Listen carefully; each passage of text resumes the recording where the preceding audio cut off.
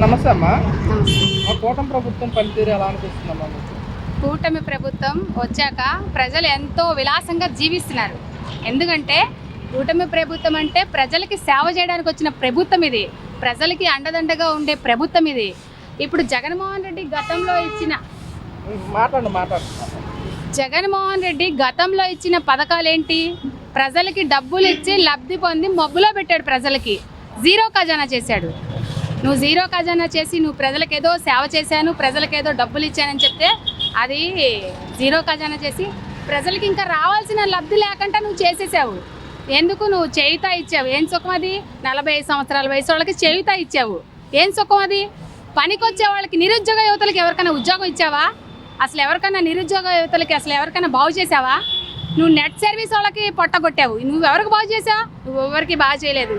నువ్వు డబ్బులు ఇచ్చి ప్రజలకి మబ్బులో పెట్టి ఆడవాళ్ళ దగ్గర లబ్ధి పొందాలనుకున్నా అదే ఆడవాళ్ళు నీకు ఓడించారు. నువ్వు మళ్ళీ వచ్చే ఆలోచన నీకైతే ఉంది కానీ ప్రజలకైతే లేదు నేను తెచ్చుకోవాలని.